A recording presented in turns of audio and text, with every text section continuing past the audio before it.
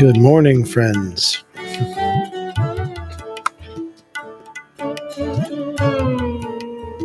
Hmm. Hello, hello, hello.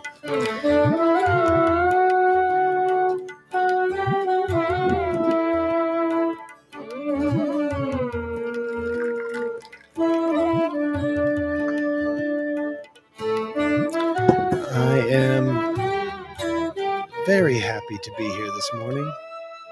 So thanks for joining here at Journey Home Meditation for the morning sit.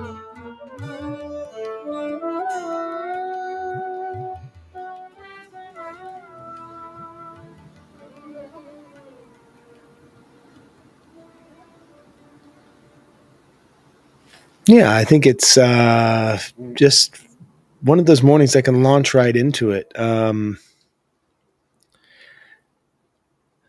I'm on all the social media, and so I see a lot of my friends posting regularly, and one of the things that's recurring that I see that I just absolutely love seeing is when a friend of mine will post. Well, it's a longer bit. So a friend of mine will post that they are struggling in some way, but then they find something that takes them out of that space in their heads, right? Struggling with depression, struggling with anxiety, struggling with the stress of rent and bills, all of these things that we struggle with. And this isn't even just addressing one specific post. I see them regularly, and it's so amazing to me that so often people will share that going out and being of service is the thing that takes them out of their minds, out of their heads, right? When they're stuck in these loops, these thought loops of suffering. And I'm the same, very much. It's been my experience for most of my life that when I start to go into the potentially destructive thought loops, the thought patterns of um, like negative self-talk, harmful self-talk, um, depression, anxiety, I start to feel the sense that I am separate, or I am alone, or I'm isolated. Um, Simply being able to be of service seems to pretty much always take me right out of that space, that internal space. At least it brings me out of the danger zone, right? Uh, I don't know if that makes sense to anybody when I say the danger zone. I'm sure it does. I'm sure it comes across quite clearly. But there's these places, I mean, having some feelings of self-doubt, having feelings of exhaustion, um, depression, sadness, anxiety, these things aren't inherently destructive, right? Sometimes they're quite informative. Sometimes they're helpful. I have a friend who says that when she hears the word depressed, what she really hears is the words deep rest, to get deep rest. And it's for her, it's the way her body is reminding her that she needs to rest more, that she needs that time to recuperate. Um, so it's not always that these things are inherently destructive. However, when we start to find ourselves stuck in that loop, stuck in that thought form, we can begin to convince ourselves that we're telling the truth. The more times we hear the negativity, the more evidence we'll start looking for to back up that thought. And it's pretty easy to find. All you have to do is log on to social media at any time of the day, 24 hours a day, and you can find plenty of reasons to be upset, plenty of justifications for anger, plenty of reasons for sadness, sorrow. And a lot of these are really, really good reasons for these feelings, right?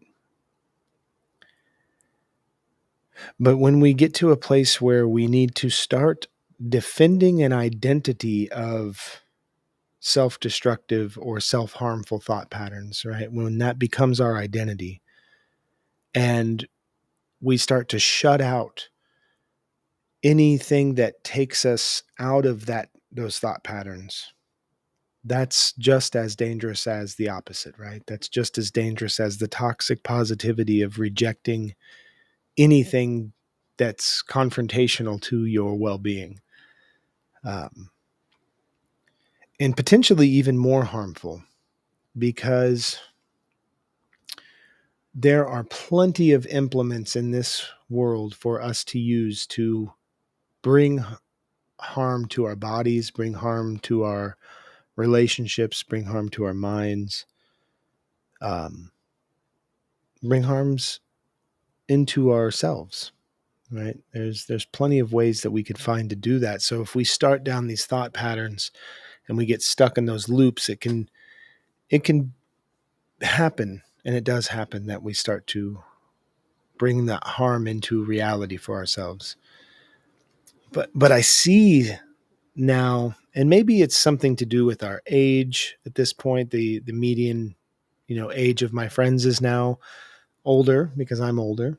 But I see more and more that people are recognizing that when we get into those places, finding a way to plug in and be of service seems to always snap us out of that loop. It has this amazing, magical ability to entirely shift our view of the world.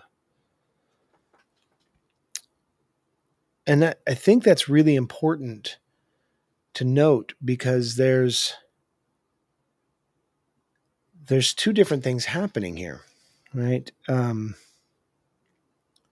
One thing is we are being taken out of our own heads because we are interacting with people who are possibly in a more urgent physical need than we are, right? We're serving food to the hungry. We're communicating with people experiencing houselessness. We're helping out an elderly neighbor who can't bring their own firewood in and don't have many opportunities to speak to someone in the day. So even just having that conversation for a little while, maybe bringing a meal over. So many different little ways that we can plug in to be of service. And that gets us out of our own misery, our own lives. But also, when we're being of service, we're not just serving somebody else, right? The very thing that we are lacking when we are stuck in a dark emotional space is connection. The thing that we are longing for is to feel our belonging. This is the paradox of sadness, is that you are sad because you are alone, and you are alone because you're sad. Right? Like there's so often we get into that place where we start to uphold and defend that place of being that justifies our feelings. And so we shut ourselves out. We isolate. We stop doing the small things to take care of our bodies, take care of our minds. We, instead of getting a little bit of body movement in our day, we find ourselves sitting more. And instead of stimulating our brains with, books or crossword puzzles or stimulating conversation, we shut them down to externalize our thoughts and watch films and TV shows. And we start to eat quick prepared foods. So we're eating a lot of processed foods with a lot of sugar and a lot of salt. And we're just not generally taking care of ourselves as well when we're in those spaces. And so all of those things start to feed into those feelings, the downtrodden feelings. And so it becomes this self-fulfilling sort of closed loop, right? It's a closed process. And when we are being of service, we are actively breaking that cycle. We're stepping outside of that cycle. So that loop is now disrupted and we are connecting. So we are being served as well. We are being served by being of service. Because being of service is not exclusionary. It's not hierarchical and it's not a one-way interaction. This is the difference between helping and being of service. This is the difference. Being helpful all of the time, always trying to help somebody else, gets to a point where it depletes us. Because we often take this mindset as I'm just here to help, meaning this is not about me. This is about you. I need to help you. Right. And we had a kitchen a few years ago during the evacuation set up in a parking lot. And a lot of people would come to volunteer and they would often come and say, how can I help? I'm here to help. And I would say, well, can we talk for just a second? I want to sort of introduce you to the space and introduce you to the people that are here. But I also want to suggest the notion that maybe being here to help is not the best reason to be here. We're not here because we need help. We're here because we need connection.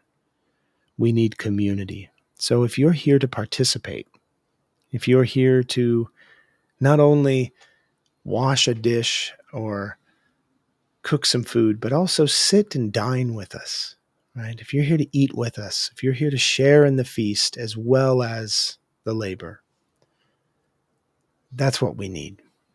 We need less separation, less division between the idea of the haves and the have-nots, and more opportunities to be of service. Because when we're being of service, we're serving a higher purpose, right? It's not just about me and you. When we're being of service, we are taking an active participation in our lives. And we're getting in the way. We're getting in the way. And that could have so many different meanings. So interpret that how you'd like. But I'm so pleased every time I see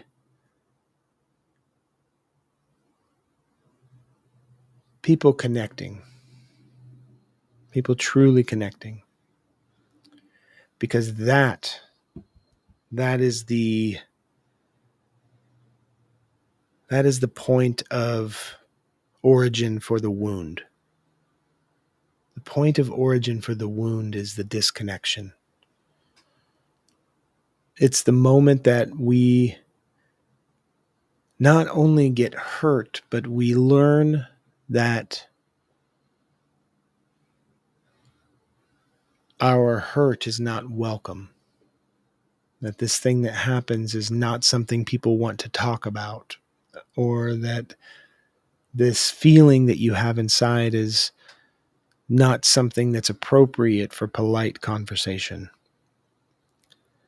And we start to disconnect because our choices become, do I risk my survival by leaving the pack and being completely isolated and alone? Or do I abandon myself to maintain my relationship to the group? And that's generally what we do. We abandon little pieces of ourselves here and there, and we leave them like breadcrumbs on a trail. We so badly want to maintain any semblance of relationship with others that we suppress parts of ourselves because we're afraid that those parts are the unacceptable parts of who we are. Right? It's unacceptable. It would be unacceptable for me to be angry about something in polite conversation, or it would be unacceptable for me to be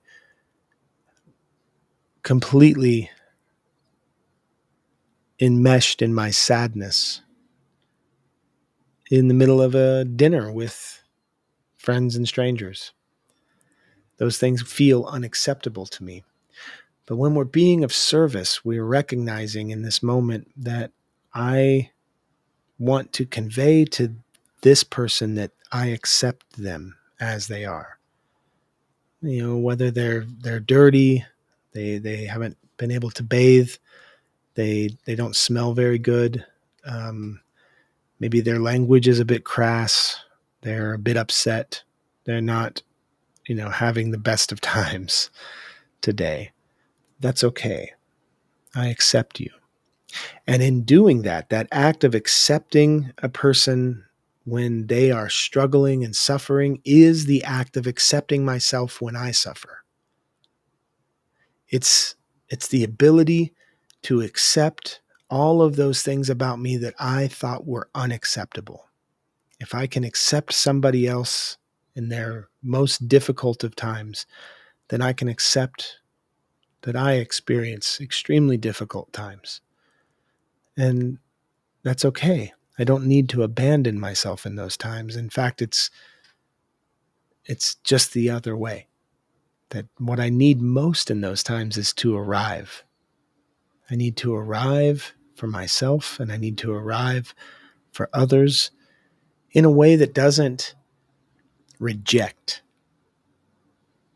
any of these things. It sees them, it recognizes them, it accepts that they are real, and then we work together to move through these barriers. And this is what it means to be of service, to be able to work together to accept ourselves.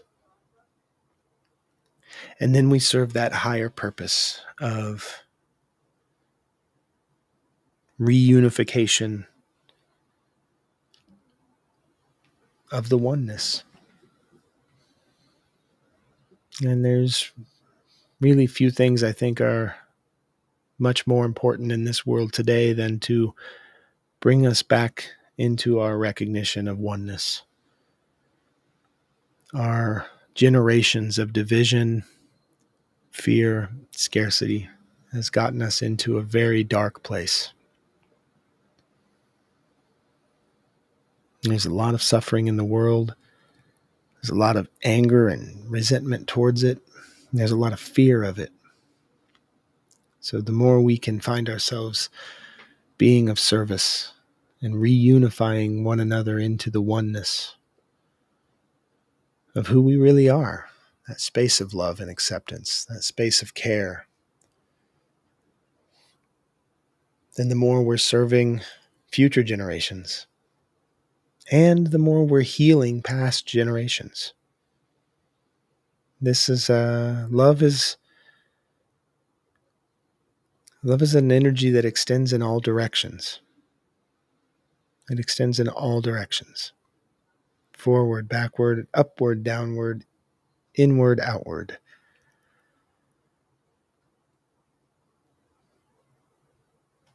So let's come together this morning and find a way into our bodies so that we can be of service in this moment with this breath and with this practice. And when we're being of service, we're never depleted. We're always fed. And that's a pretty good place to be. And I'm happy to be here with all of you when I get to share these moments. Looks like we have someone in the chat room. I don't get to see names through this program, but it just somebody on Facebook says, yes, service serves all involved. It's the best choice I have made in my recovery. Yeah, because what is recovery, right? Recovery isn't just stopping drinking. It's not just stopping doing drugs. It's not just healing a broken leg. You recover from an injury. It's not just getting the cast off. Recovery means to get something back, that we lost. It's like, think of, when the police recover stolen goods, they say, we've recovered your items. We've recovered your belongings. We've gotten them back. So our recovery is how we get our lives back. And getting our lives back means reconnecting. So being of service, I don't see any other way to do that. And even the 12 steps that include this. Being of service is a fundamental aspect of recovery in the 12-step programs of AA, NA, CA, DDA, all of these various programs. And those are not the only recovery programs in the world. Obviously, there's a lot of different ways, but it is by far one of the most well-known recovery programs. And even in that program of the 12 steps, being of service it was important enough to include in one of the steps that you must take in that program. Pretty much every religion I can think of includes elements of being of service. Some focus on it a lot more strongly and emphasize it more than others, but it's still there. It's still there because we know instinctively that when we connect to one another, we are stronger together. We are healthier together. We know this. This is built into our species, I believe.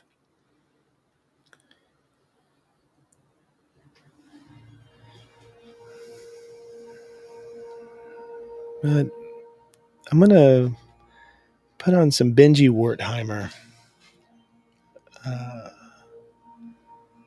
I'm really grateful to Benji for allowing me to use his music on these morning meditations. And let's let this music kind of bring us together and help us to focus our energy inward. If you're seated as I am in a chair, you can place your feet flat to the floor, lengthening the spine, relaxing the shoulders, bringing the shoulder blades together ever so lightly in the back, just enough to open the chest and open the heart.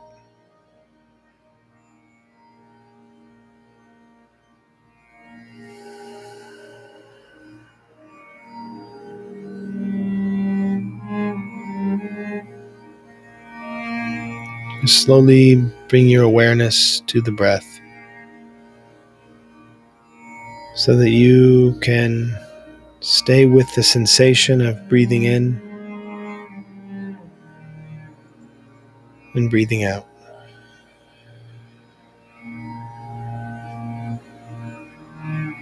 Just a few conscious breaths like this can shift everything for just a moment.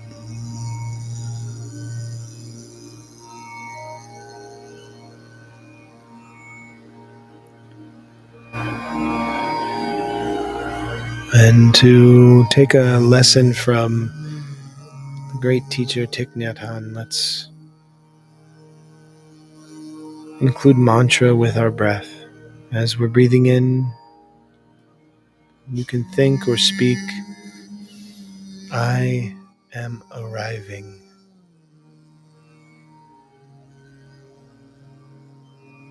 And as you breathe out, I am here. Breathing in, I am arriving.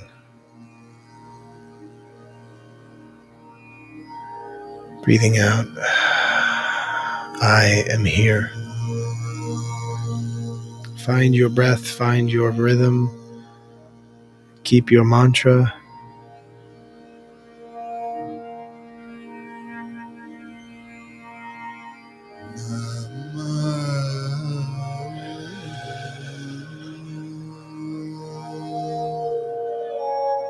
I am arriving.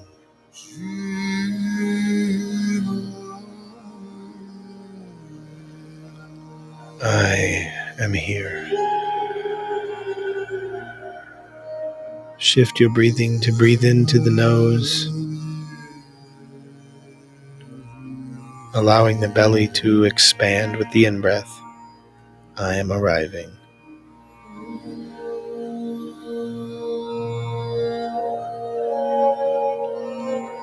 And as you breathe out, I am here.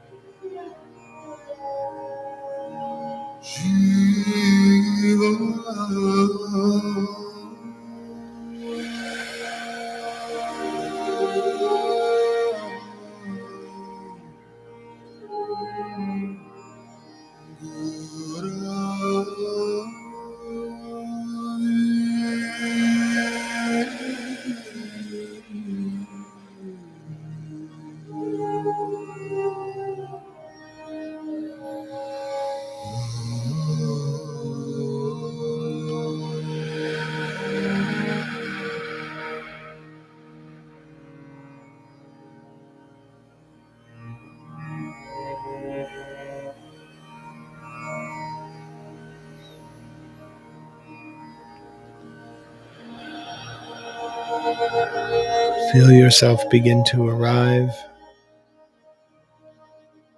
and to be of service.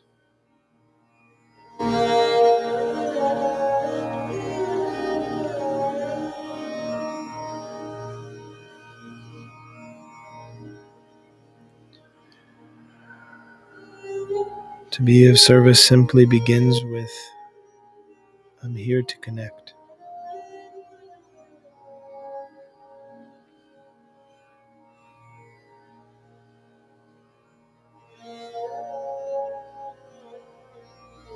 I'm here because I need to be here. And I need you to be here too.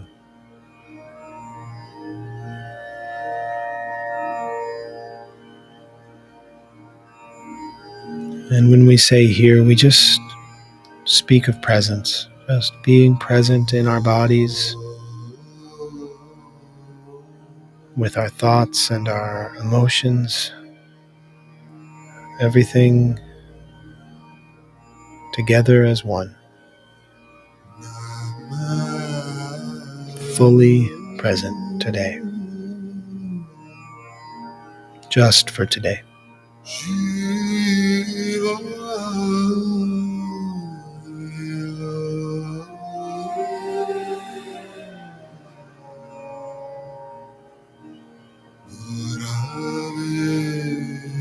And when you're ready, you can begin to open your eyes and bring with you out of that meditative place this willingness to arrive, this fearlessness to be whole. and this lovingness to be here. And let's carry that with us through our day today, just for today.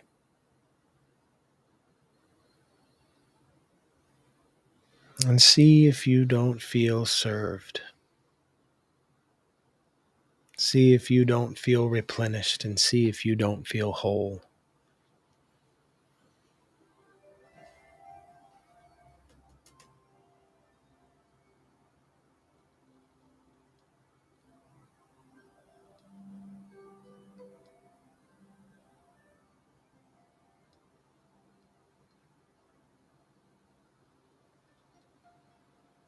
And all it takes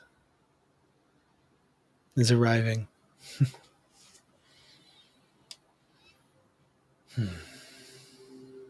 Thanks for being here this morning.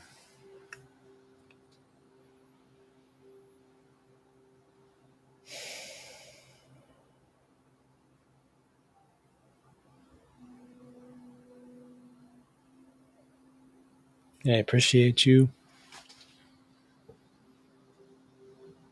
Thanks for being a part of Journey Home Meditation's morning sit. This is going on year 3. It's pretty awesome looking back to see all of the ways in which we've explored these thought constructs. And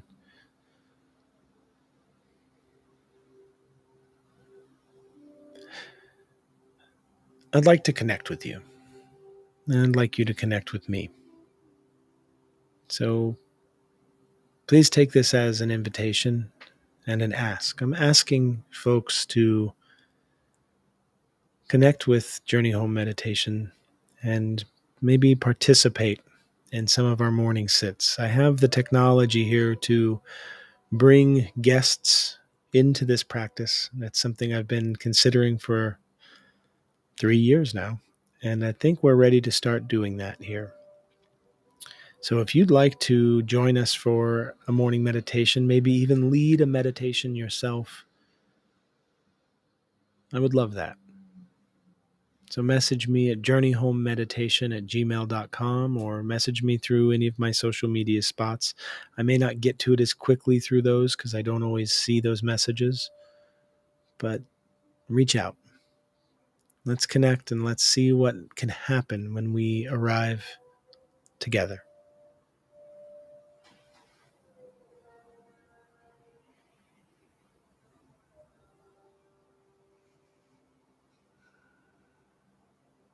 Hari